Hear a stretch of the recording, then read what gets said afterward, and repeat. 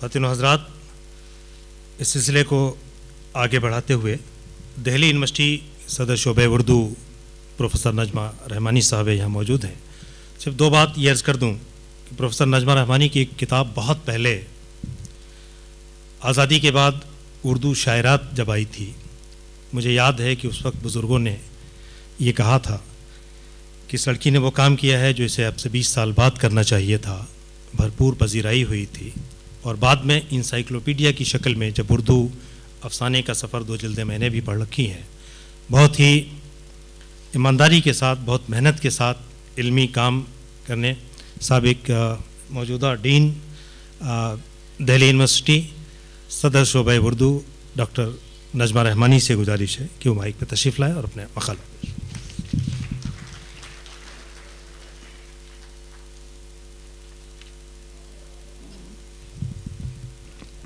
اس hall میں صرف نجمہ رحمانی جو اپنی کچھ باتیں آپ کے سامنے پیش کریں گی. جناب صدر کی اجازت سے.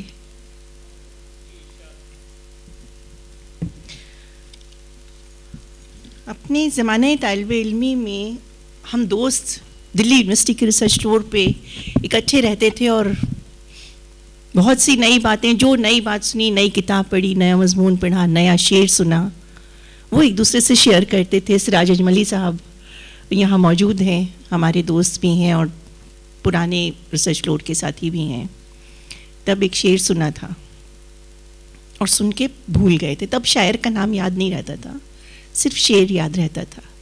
یوں نہ مرجھا کہ مجھے خود پہ بھروسہ نہ رہے، پچھلے موسم میں تیرے ساتھ کھلا ہوں میں بھی.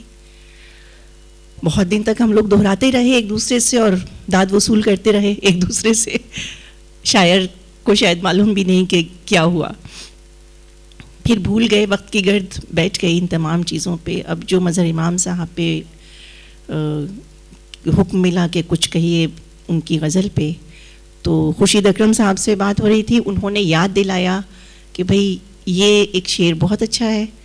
تو پچھلے پورے گزرے ہوئے زمانے نظر کے سامنے سے میری نظر سے گزر گئے. بہرحال کبھی کبھی کوئی شاعر اپنے نام کے بجائے اپنے شعر سے یاد رہتا ہے یا اپنے اشعار سے یاد رہتا ہے. تو مظہر امام صاحب کے کئی اشعار میں یہ خوبی ہے کہ مظہر امام صاحب کا نام یاد رہے نہ رہے، یادداشت میں ان کے اشعار ضرور رہ جاتے ہیں.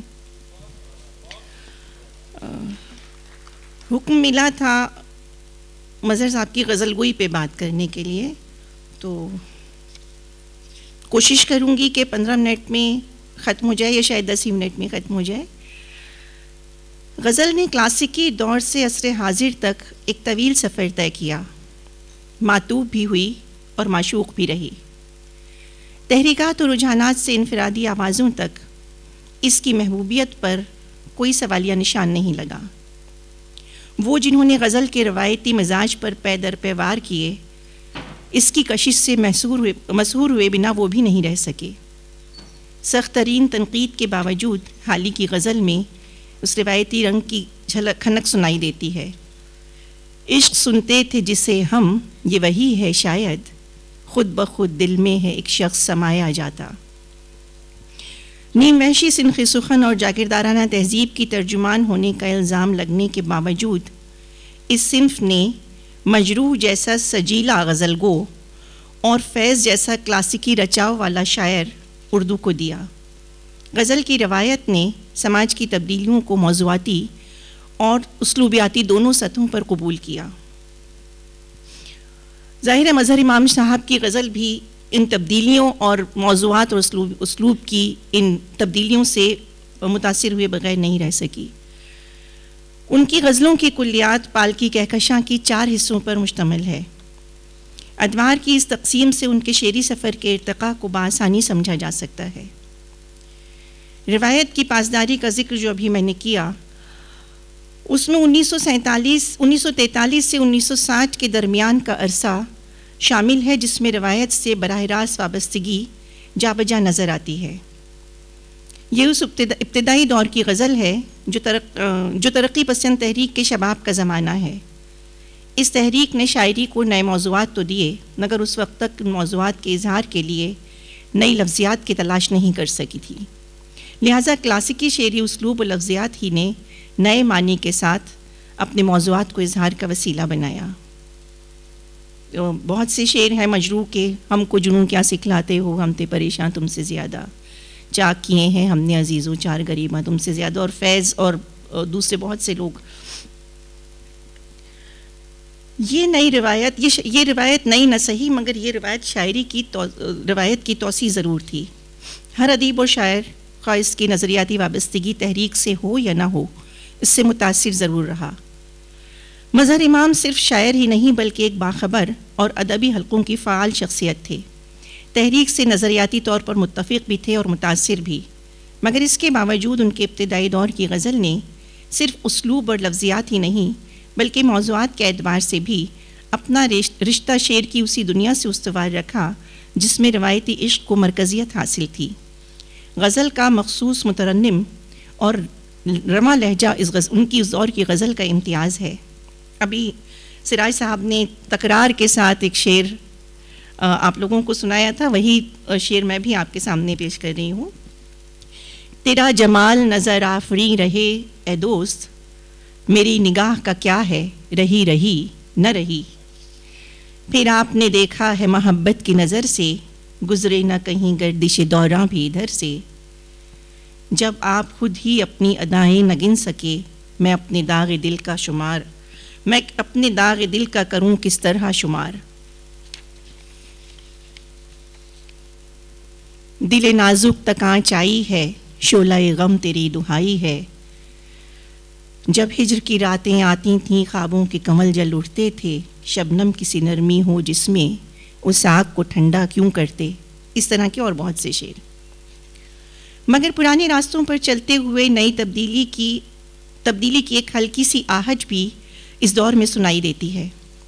حسن کو عشق کے کوچے میں دیکھ کر اس خیال کا آنا کہ کسی نئی روایت کی داغ بیل پڑ رہی ہے، خود ان کی شاعری کے بدلتے ہوئے رنگ کی تمہید بھی ہے۔ قابل ذکر بات یہ ہے کہ یہ تبدیلی اچانک وارد ہونے کے بجائے آہستگی سے آئی ہے، جس کی مثال ان کے دوسرے دور کی غزلوں سے تلاش کی جا سکتی ہے۔ یہ دور 1961 سے 1975 کا درمیانی عرصہ ہے، جب ایک احساس تحریک اپنا کام اور اپنا وقت پورا کر کے ختم ہو چکی تھی اور اس کی جگہ ایک نیا رجحان پنپنا شروع ہوا تھا۔ یہ رجحان جو اپنے سے پہلے ہر رجحان کو مسترد کر رہا تھا، اور یہ ایک بالکل نئی زمین، نئی فضا، نیا ماحول، نئے موضوع اور نئی لفظیات کے ساتھ سامنے آیا تھا۔ گو کہ اس نسل کے شعراء کی جڑیں بھی اسی پرانی زمین میں پیوست تھیں، مگر اس کے برغبار نئے تھے۔ یہاں ایک سوال یہ قائم کیا جا سکتا ہے کہ جڑیں اسی پرانی زمین میں پیوست ہیں تو ہم نیا کسے کہیں گے؟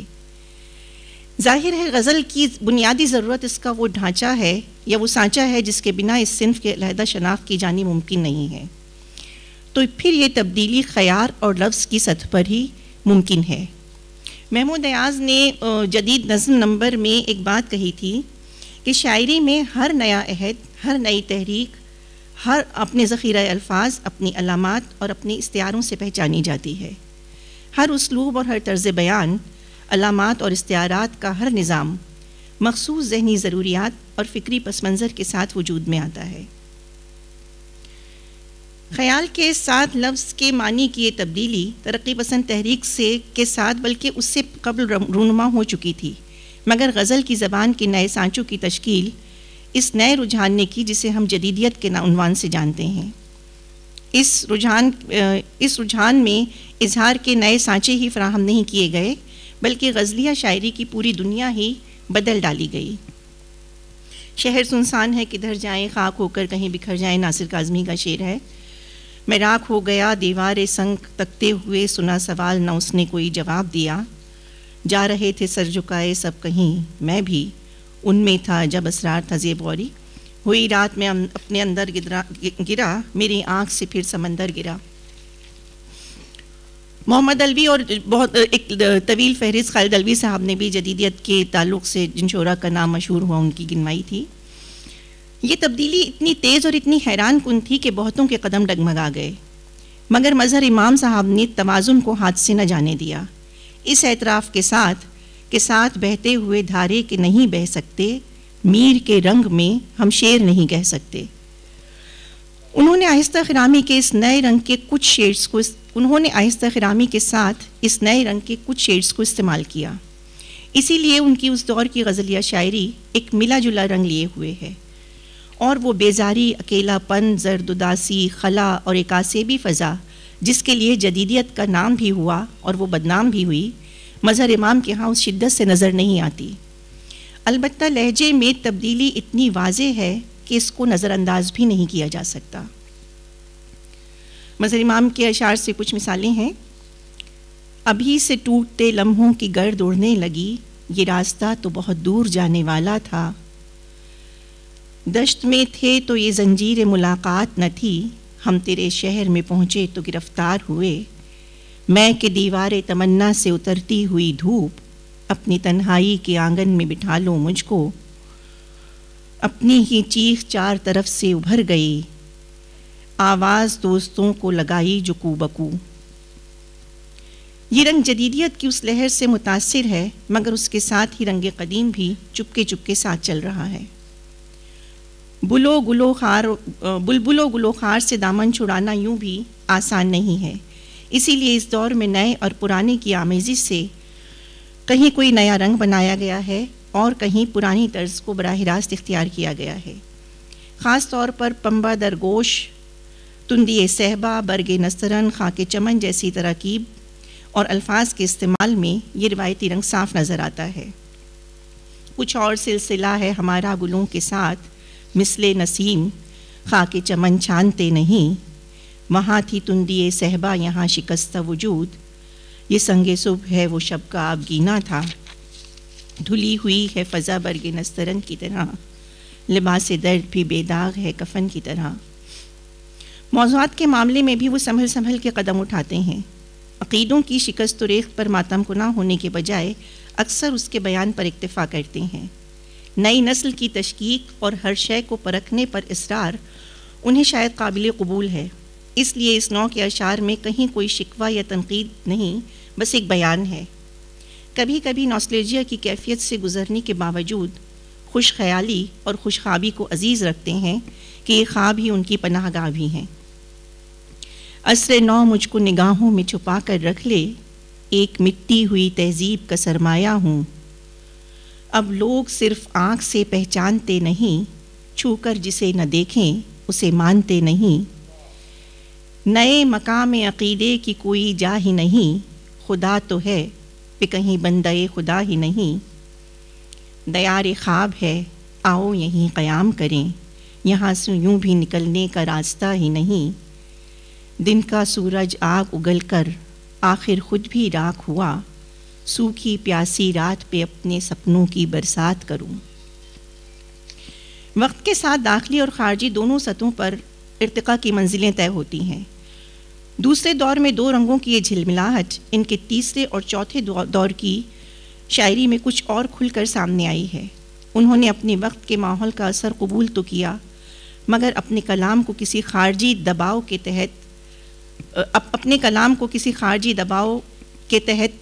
کے تحت یا اس سے آگے بڑھنے نہیں دیا کہ ان کی انفرادیت اس کے بوجھ تلے دبنے لگے.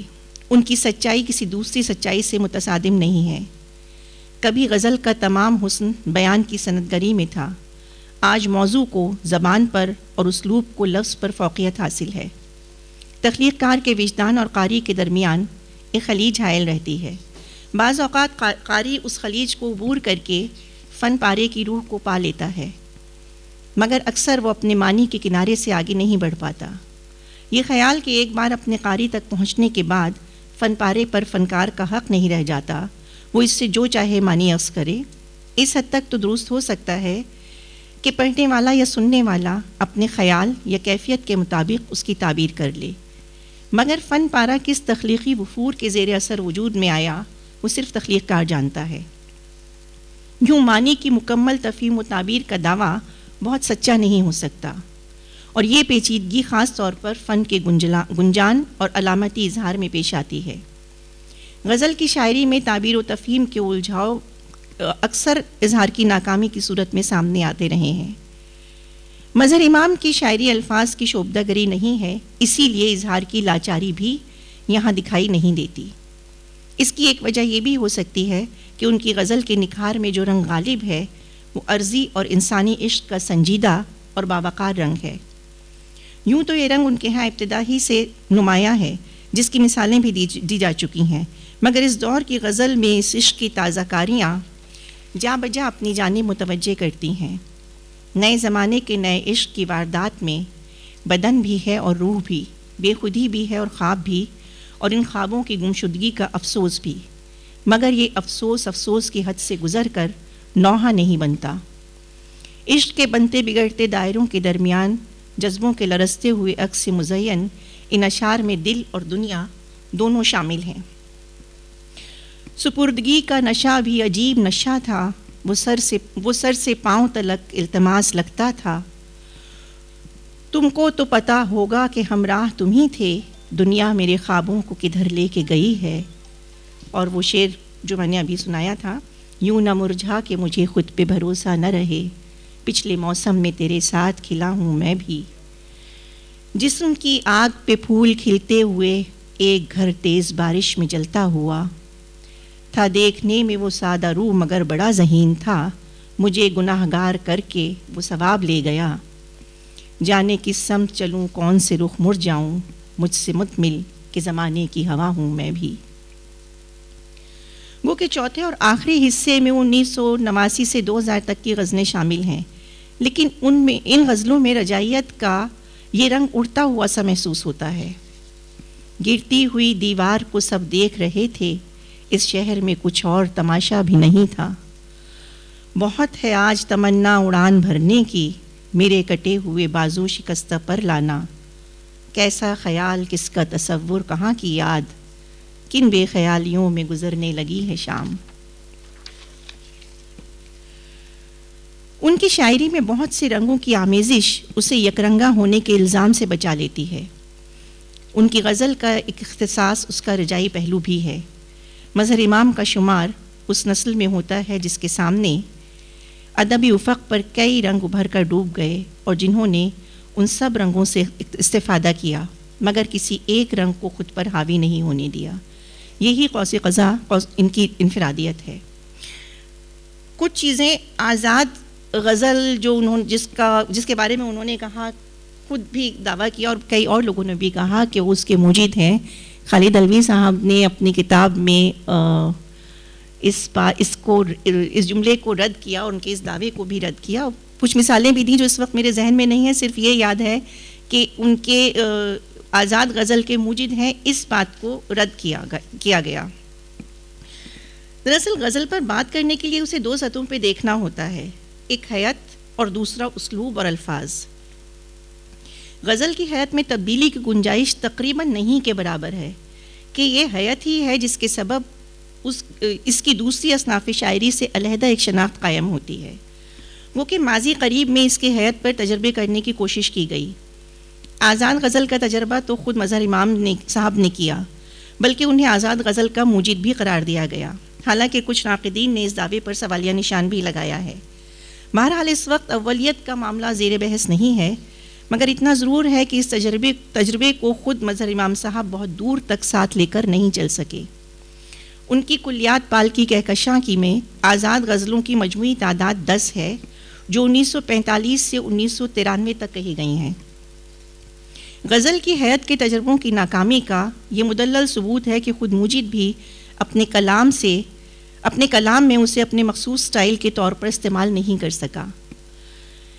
نظم کے برخلاف غزل کے خاکے میں کوئی بڑی تبدیلی ممکن بھی نہیں، اسی لیے زیادہ سے زیادہ ارکان کی کمی بیشی سے کوئی نئی صورت تشکیل دی جا سکتی ہے، جسے مظہر امام صاحب نے خود بھی کہا ہے۔ وہ لکھتے ہیں کہ آزاد غزل اور پابند غزل کی حیت میں بنیادی فرق ایک ہی ہے، یعنی مصروں کے ارکان میں کمی و بیشی، ورنہ تمام لوازمات قدر مشترک کی حیثیت رکھتے ہیں، یعنی بحر، ردیف، قافیہ، اشعار کی تعداد، یہ تمام چیزیں۔ اس ضمن میں انہوں نے ایک اور دلچسپ بات لکھی ہے کہ مسلسل غزل کی طرح مسلسل آزاد غزل بھی ہو سکتی ہے۔ اگر مسلسل غزل کو نظم کا نام دیا جا سکتا ہے تو مسلسل آزاد غزل کو بھی آزاد نظم کہنے میں کوئی قباحت نہیں۔ آتی جاتی لہریں میں انہوں نے اس بات کی ہے۔ اب ذہن میں سوال یہ اٹھتا ہے کہ پھر آپ آزاد غزل اور آزاد نظم میں فرق کیسے اور کیوں کریں، اور پھر یہ ایک نیا تجربہ کیوں کہا جائے؟ شمس الرحمن فاروقی نے لکھا ہے کہ کسی بھی روایت میں توسیع یا تبدیلی یا اضافہ اسی وقت ممکن ہے جب خود شاعر اس روایت پر پوری طرح حاوی ہو۔ پھر دوسری بات یہ ہے کہ روایت میں توسیع یا تبدیلی سے مراد یہ نہیں ہے کہ کوئی اینڈا بینڈا شعر کہہ دیا جائے اور یہ دعویٰ کیا جائے کہ صاحب ہم نے تو روایت میں تبدیلی یا توسیع و اضافہ کیا ہے۔ اس سلسلے میں تبدیلی سے زیادہ تبدیلی کو برتنے کا طریقہ یعنی شاعر کا اسلوب اہم ہے، یہ فاروقی صاحب کہہ رہے ہیں۔ قطع نظر اس کے کہ آزاد غزل واقعی کوئی کامیاب تجربہ تھا یا نہیں، یہ بات تو طے ہے کہ مظہر امام صاحب نے ارکان کی اس کمی بیشی کے باوجود غزل کے مخصوص مزاج کو تجربے کی نظر نہیں کیا۔ ان کی آزاد غزل سے 2-3 شعر پیش ہیں۔ شاخ در شاخ گلابوں کی دھنک پھوٹی ہے، ایک پرندہ تھا یہیں رہتا تھا۔ حالانکہ آزاد غزل کی ادائیگی میں خاصی مشکل پیش آتی ہے کیونکہ وہ ردم کہیں نہ کہیں ٹوٹتا ہے جو پابند غزل میں ہوتا ہے۔ خاک اڑتی ہوئی دیکھی تو دلوں کی یاد آئی، کیا یہاں کوئی ہنسی رہتا تھا؟ یوں بھی جی لیتے ہیں جینے والے، کوئی تصویر سہی آپ کا پیکر نہ سہی۔ آزاد غزل کی یہ مثالیں کم از کم لفظیات کی سطح پر روایت سے ان کی وابستگی کی نشاندہی تو ضرور کرتی ہیں، چاہے ان اشعار میں روایت کی توسیع ہو یا نہ ہو، مگر اس کی پاسداری ضرور ہے۔ آزاد غزل کے ذاتی تجربے یا ریوائول کے ساتھ ساتھ وقتاً فوقتاً کیے جانے والے شعری تجربوں کو بھی انہوں نے کم از کم چھونے کی حد تک ضرور برتا۔ اینٹی غزل نے ایک دور میں مقبولیت تو خیر حاصل نہیں کی، مگر شعری اور تنقیدی حلقوں میں موضوع گفتگو ضرور رہی۔ اب خدا جانے اس میں کوئی کشش تھی یا محض ذائقہ بدلنے کی خاطر، مگر مظہر امام صاحب نے بھی یہ تجربہ کیا۔ اس کی مثال میں ان کی کلیات سے ایک آدھ غزل ہی پیش کی جا سکتی ہے۔ ذہنی طور پر متحرک تخلیق کار ہر نئے رنگ کو ایک بار تجربے کی کسوٹی پر ضرور پرکھنا چاہتا ہے۔ مظہر امام یوں بھی تجربوں کے شوقین ہیں، تو ہر تیز رو کے ساتھ تھوڑی دور چل لینے کے شوق میں انہوں نے بھی چند محمل شعر اس اعتراف کے ساتھ کہہ ڈالے کہ چند محمل سے شعر بھی کہیے، شاعری کے نئے تقاضے ہیں۔ اینٹی غزل کے تجربے کے طور پر ان کی کلیات میں ایک ہی غزل شامل ہے۔ ایک انجانی لاش کے آگے پاگل کتا بھونک رہا تھا، فٹ پاتھوں پر نیند پڑی تھی، سورج سر پر آن پڑا تھا، سایہ سایہ آگ لگی تھی، پتا پتا ہانپ رہا تھا۔ مگر روایت سے تربیت پانے والے شاعر ایسے تجربوں کے ساتھ ذہنی مطابقت نہیں رکھتے، سو وہ بھی اس مختصر سے تجربے کے ساتھ دور تک نہیں چل سکے اور اپنی راہ پر لوٹ گئے۔ اور مظہر امام کیا جن شعراء نے خاص طمطراق کے ساتھ اس غیر شاعرانہ غزل کی وکالت کی تھی، کچھ وقت کے بعد وہ بھی اس سے تائب ہوئے۔ بہرحال مختصراً مظہر امام کی غزلیہ شاعری کے ان رنگوں سے ان کی جو تصویر بنتی ہے وہ ان کا رنگ خاص نہ سہی، مگر ایک ایسی دھنک کا تصور ضرور پیش کرتی ہے جس میں یکسانیت کے بجائے ایک نوع کی رنگینی ہے۔ شکریہ۔ بہت بہت شکریہ پروفیسر نجمہ رحمانی صاحبہ۔ پروفیسر نجمہ رحمانی مقالہ پڑھ رہی تھی اور آپ جس سنجیدگی سے سن رہے تھے